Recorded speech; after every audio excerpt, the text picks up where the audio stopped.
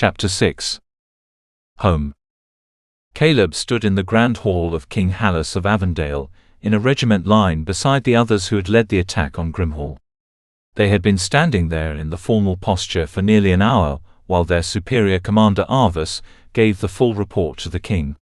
The king listened intently, with the aged high sage Fridmorton seated beside him in the chair once used by the queen.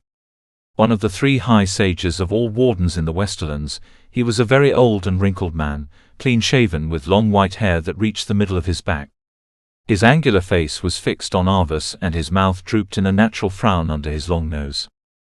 Looking down the line, Caleb could see Anselm near the end, keeping as resolute a posture as he could, but tapping the ends of his boots on the smooth stone floor impatiently. Caleb's own arm was starting to ache. He had been holding his horned war helmet under his arm the entire length of the council, since King Hallas had forgotten to allow them to place them by their feet on the ground as was customary. The king was very troubled by the conclusion of the Grimhall crisis, or possibly the beginning. Caleb did not know any more. Caleb hung his head low in humiliation at his failure, as Commander Arvus continued. After all, it was he who had killed their ally and friend, King Rawlin. Caleb and Anselm had been given time themselves to report the happenings of that hour moments ago, and although King Hallas had not seemed angry, Caleb sensed disappointment in his eyes. He had failed to live up to his father's name, to the one man that expected it most of him. The council concluded at long last with the decision that High Sage Fridmorton would go to Salosia immediately to be the keeper of Grimhall, until they could reinstate another leader and form a new treaty of peace.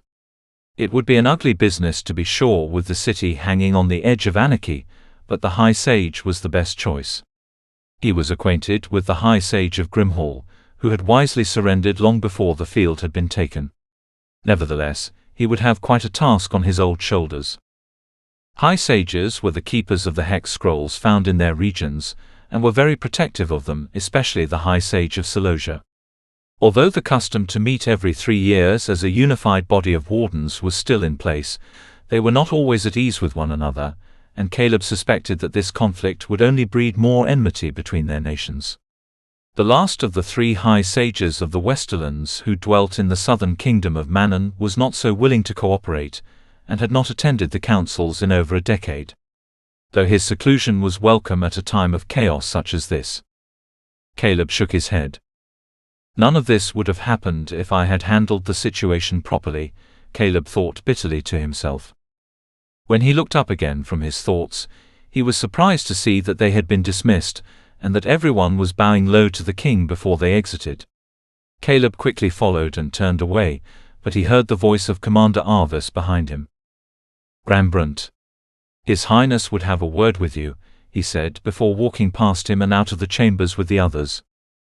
Caleb faced the king again and waited as the room cleared. King Hallas stood slowly from his high back seat with the help of one of the nearby guards. He seemed to be aging more quickly the last few years. He was a strong, thick man with a small beard around his square chin, but he arched forward slightly as though his crown weighed too much for his head. Caleb switched the helmet under his arm to his other side and bowed low, while he waited for the king to reach him. He was ready to be reprimanded for the damage he had caused so many people. "I am at your service, sire," Caleb said as King Hallas drew near. "My deepest apologies for the disaster that I have caused to our people.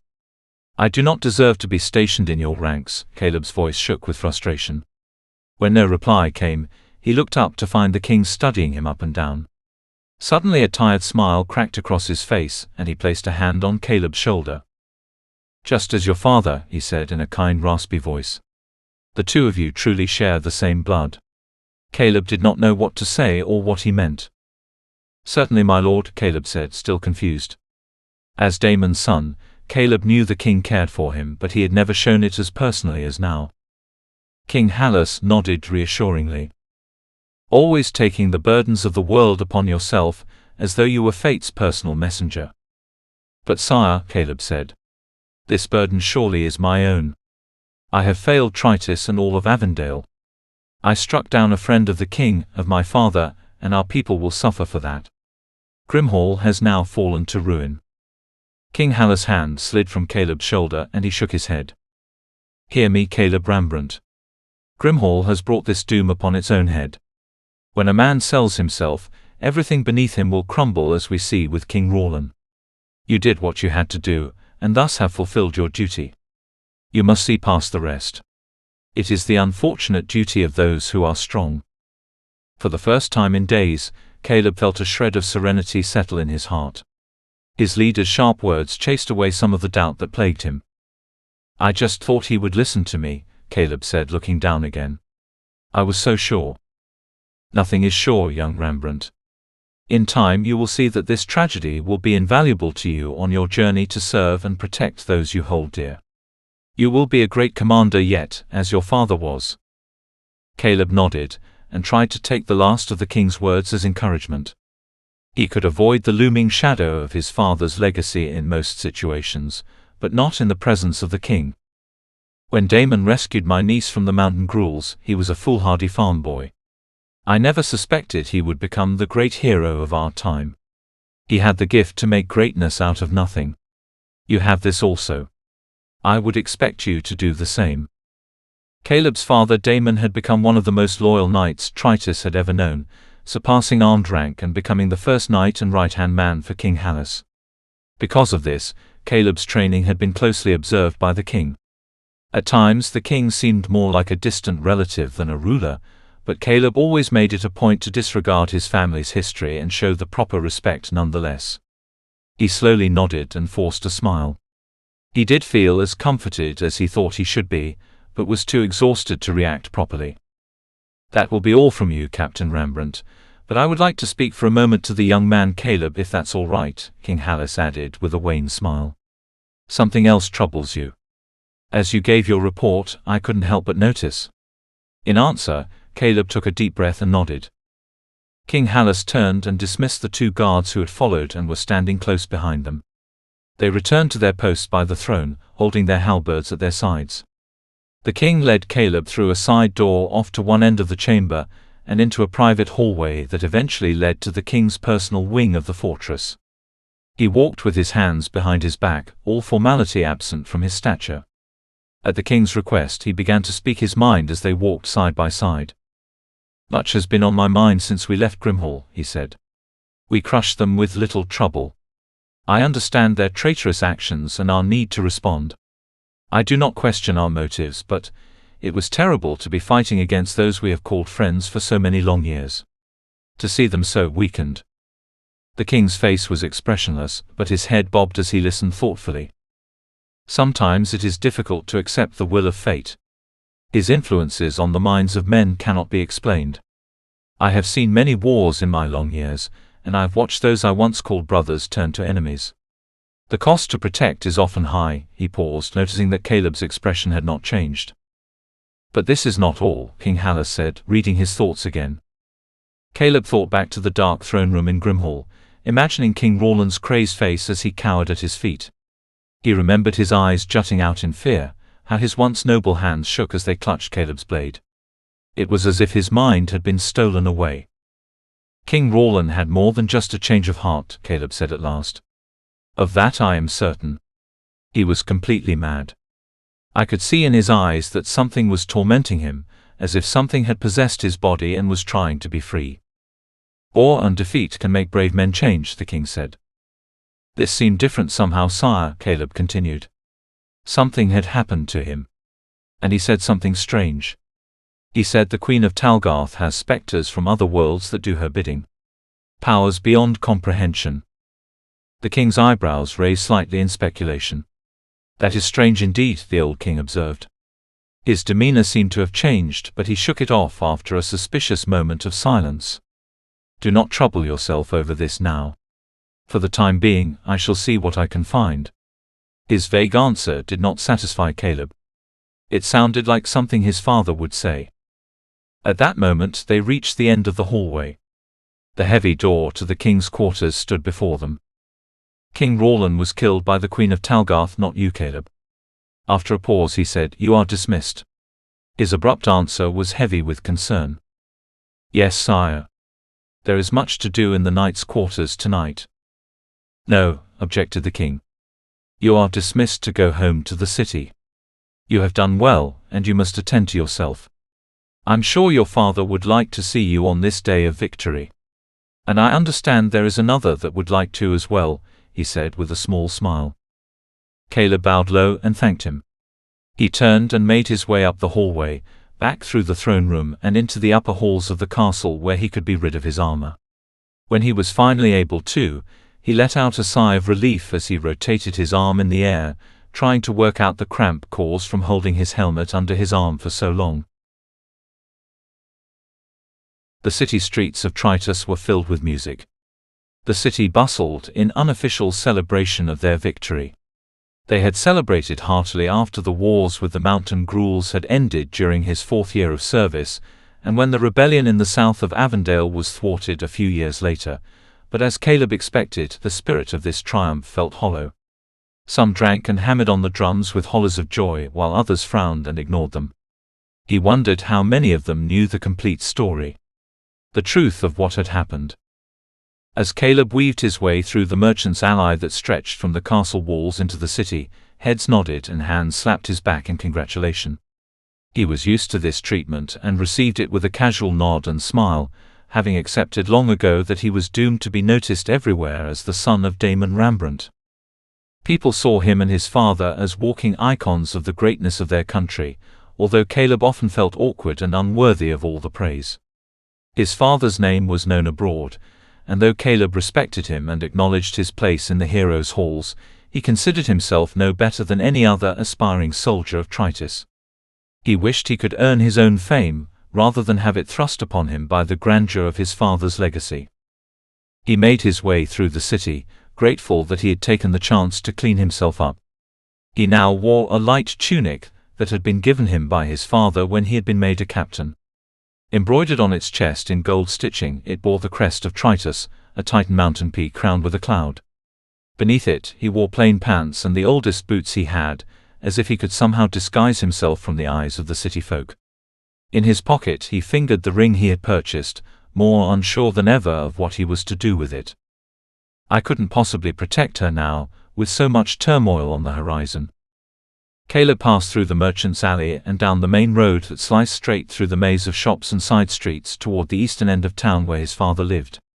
Turning the last corner by an old vacant building, he came to a circular cobblestone clearing.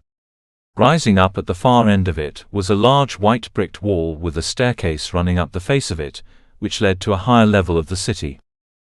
Embedded below the staircase, right in the center of the wall, was a single door and a few windows. The place had once been a street-side bakery, but years ago the bread ovens had been filled and plastered over, and it had been transformed into a quaint little living space. Home. When he opened the door, it was not his father who was there to greet him. Layla Starlahan stood on the far end of the kitchen with her back to him, stirring some kind of soup over the fire of the stove, and he caught her cursing under her breath as she sucked a burned finger. The table was adorned with dishes filled with fruits, breads, cheese, and in the middle, a small boar smiled at him, ready to be eaten. Caleb closed the door behind him, and Layla turned and greeted him with a smile.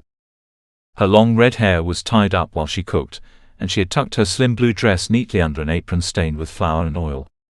Her sleeves were rolled up as they were when she worked her father's forges. Her round face beamed, and she quickly cleaned her hands on a rag, removed the apron, and made her way over to embrace him. She said nothing for a moment, and breathed a heavy sigh of what sounded like relief mingled with sadness. "Are you well?" was all she asked. "I am well enough," Caleb said. "As always." Clearly she had heard the news about Grimhall and was not sure what to think. What will she say when she learns of King Roland's demise? Layla moved the hair away from Caleb's brow and looked into his eyes with concern. "Are you hurt?" "No." Caleb could tell she recognized something was amiss. She took his hand and led him further into the open room. "I saw you and Ansel when you returned this morning. My mother and father and I waved to the two of you, but you did not see us," she said. Caleb just nodded. He felt bad that he could not find anything to say to her at the moment. "Grimhall has fallen then," Layla said. "Another alliance shaken by Talgarth." Caleb looked at the ground, the image of King Roland still burned to his mind, and Layla changed her tone to steer his thoughts elsewhere. "Your father invited our family over for dinner tonight, to celebrate the victory. See. She waved a hand over the dining area. Caleb suddenly realized he was famished. That sounds well, he said, trying to shake the ponderous thoughts of the day and join in her enthusiasm. Layla was almost always wearing a smile, glowing with a calm light like the sunset over the ocean. Caleb always considered her bright nature strange, considering her parents were some of the most mundane workers he had ever known. Kind folk, but entirely devoted to the family business. Her father was the most skilled blacksmith in all of Avondale and her mother his improvised assistant. Layla and her brothers often toiled alongside the workers themselves. Like her family, Layla was as strong and hard as metal but as welcoming as a roaring fire. So where are your parents and brothers? Upstairs. Caleb asked, leaning back to get a view of the staircase down the hall. No, Layla said, looking toward the window. I'm afraid they couldn't make it tonight. They are all very busy at the forges trying to meet the quota for the month, what with the war and all. Times of war create battlefields overseas as well as for industry. No one at the homestead will sleep for weeks, she said, frowning. Ah, that's right, Caleb remembered. Your father's services were requested by the king. A high honor indeed. Nobody crafts finer weapons and armor in Tritus than your father. Except for me, perhaps, Layla said, smiling again. I've been helping father quite a bit this last month to keep up with shipments. The villages south are still demanding weapons to defend against the Gruuls, especially Alamon. Word is that many of the Gruul clans have been on the move of late, strange. Anyway, pay no mind to the taste of steel in the bread tonight. I tried to wash it out the best I could. She pulled her sleeves further back and rubbed at her palms. Caleb chuckled at the jape, and he followed her back to the soup hanging over the fire.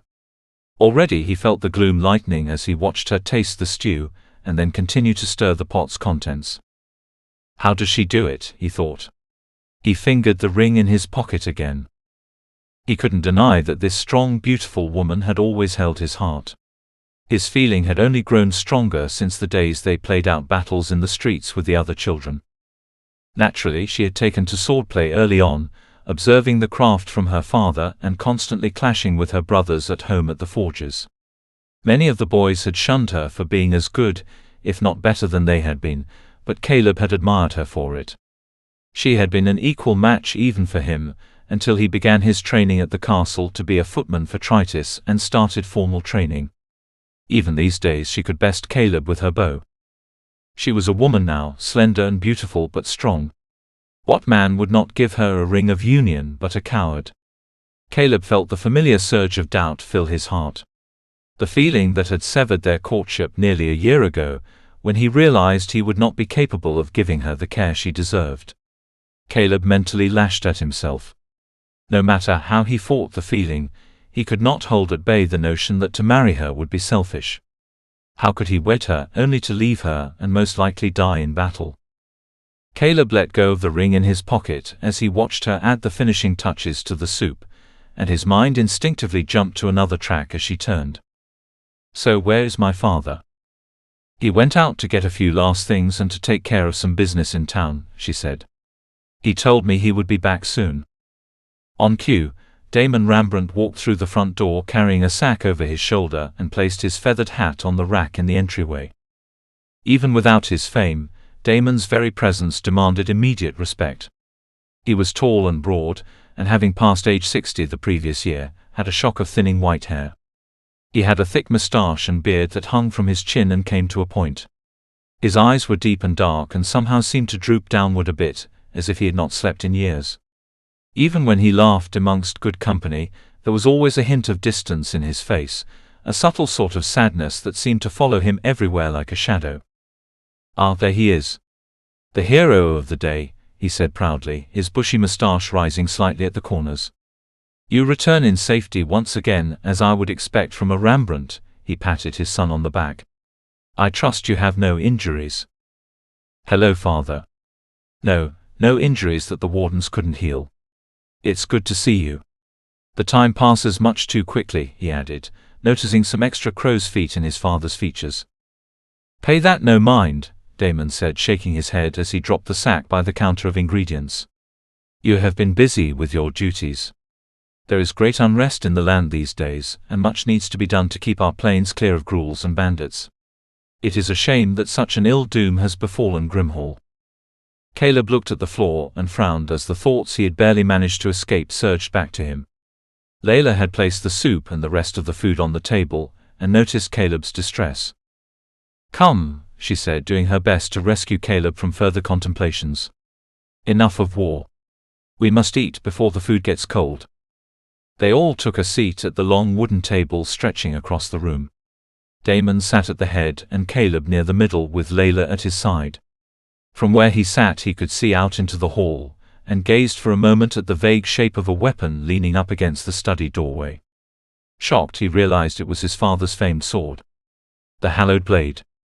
His father had told him its proper name in the past, although now he couldn't recall it. It had always rested beneath Damon's bedroom floor, only being retrieved occasionally to show select curious guests who had begged to see it. He wondered why it was out.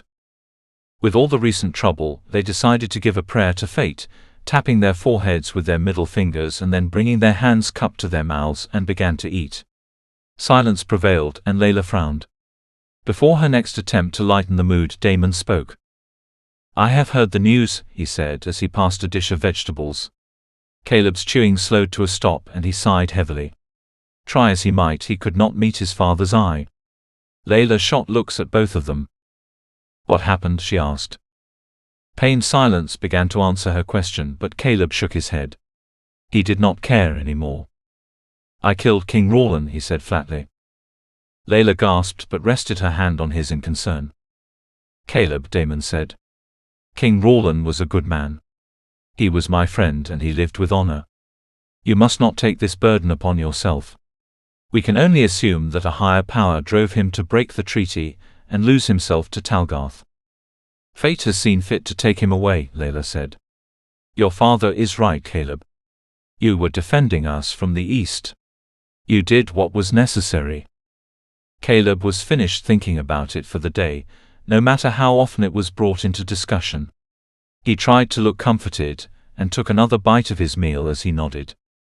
"Oh, Caleb," Layla mumbled. She shook her head and rested it upon his arm. "I am all right," Caleb said in the lightest tone he could muster. "This is not the first time my sword has laid a tyrant or his minions to rest. The king was beyond reason. He attacked and that was that," he explained reassuringly, though the words felt hollow. Damon nodded and restocked his plate. "Right you are, boy. You are home tonight and here your mind can rest at ease. Anyway, your mother would have been proud."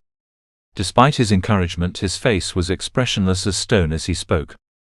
"May fate keep her in his hands," Layla said, tapping her forehead again in customary reverence for the departed soul. "My parents speak very highly of her." "Yes," Damon said after swallowing a mouthful of boar. His reminiscent gaze seemed to travel into the distance beyond. "Your mother and father were a great help to Caleb and I when she passed. We will never forget their kindness." Damon said "we" as if Caleb could remember. He had only been a few days old when his mother had died, the cause being attributed to the intense labor and birthing of her first child.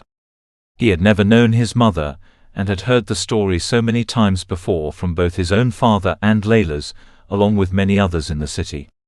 But the subject affected him very little, because he did not believe it. There were too many whispers over the years that Caleb had heard, even from his own father, that made him doubt that she had died in such a manner. Too many contradictions. He could tell that his father was lying about his mother's death, and he had resigned himself to the fact that his father did not trust him with the truth. Her story was all part of the legacy of his father. Ripples of truth among a sea of lies and glorified accounts. One thing was sure, however, everyone loved Damon's dear wife as much as they did him. They finished the rest of their meal amidst pleasantries. Afterward, Damon scooped up the bag he had picked up previously and excused himself while Caleb and Layla cleaned the kitchen. Out the window, the sun over the city was sinking fast toward the horizon of the Titan Mountains, and the streets outside swelled with traffic of horses and carts from the mines and merchants closing up their shops and making for home.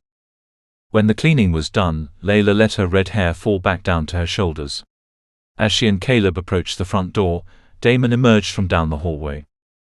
"Here you are, my dear," he said, as he returned her hat and a few cooking supplies she had brought from home. "And this is for your father and mother." He handed her a basket of assorted fruits and spices that he had picked up from town. "Tell them I look forward to dining with them another time." "I will. Thank you." Damon stretched and took a deep breath. "It is time this old man got to bed," he said. Though humor laced his tone, he still wore the stony, heavy expression on his face. He clapped his hand onto Caleb's shoulder and gave him a look of approval, but one that hinted that there was yet more to speak of. After bidding Layla good night, he retreated up the stairs into the dark, and the two of them walked out into the night. The air outside was cool, and the city had grown quiet, with the exception of a distant voice now and then and the buzzing of the singer bugs. They would have a 20-minute walk to the northeastern corner where she lived. As Caleb closed the door to the house behind him, a soft but chill wind sped through the cobblestone court, and Layla threw her light cloak around her shoulders with a shudder. "Seems like a storm may be coming," she said. Caleb looked up to see that the grey clouds from Grimhall that had stalked their ships on the sea now hovered over the city, following them like a stray dog. "You're all right, Caleb?" she asked as they made their way through the streets. "Truly all right. I cannot imagine what you have endured today." "Do not worry yourself on my account," Caleb said. "I just need sleep." He gave her a simple smile and she accepted it with joy. Good. It was then he realized how much she had been doing throughout the night to help him. It was his turn to ease her mind. It was the least he could do. He took her hand. "I am sorry, Layla. I feel I have been out of sorts.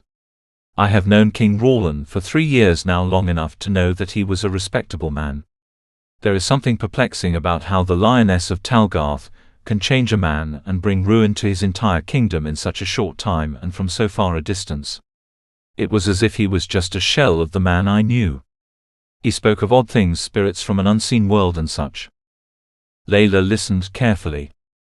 "I tried not to bring him harm, but—" Layla shook her head and looped her arm through his as they walked. "Duty is heavy," she said. "War can influence one to do many odd things, they say. When I work the forges, sometimes I think I know how much tempering a blade can withstand, but it breaks anyway when the hammer and heat become too much for it to endure." As he gazed into her understanding eyes, eyes that had brought him comfort for so many years, Caleb realized what lay at the core of his worries. A terror pulsed through his blood that one day Talgarth could reach Tritus. They could come here and try to take his home. His family and friends. Perhaps it was better for all of them to be together after all. Perhaps it was wise to court her again despite his fears. They strolled through the eastern roads and up the staircases to the more elevated part of the city, the wealthy side of town where her homestead was. Cain, her father, being the renowned blacksmith, and one of the largest providers for the kingdom of weapons and armor, possessed a large piece of the land where he had constructed his forges, building his homestead in front of it. As they took the last turn and came upon the tall wire gates to Layla's home, he fingered the ring in his pocket once again. It seemed to have its own mind, and whenever his fingers grasped it, it demanded to be pulled out and presented. Now is not right, he fought with himself. Not today. Layla knew him all too well and kept quiet, letting him think as they walked. She gave the best kind of support she could give as she held his arm closer. Soon they stood at her door just as the rain clouds above them groaned and sent down light but freezing drops. "I assume you and Ansel have much to do in the castle tomorrow as usual. Will I see the two of you later?"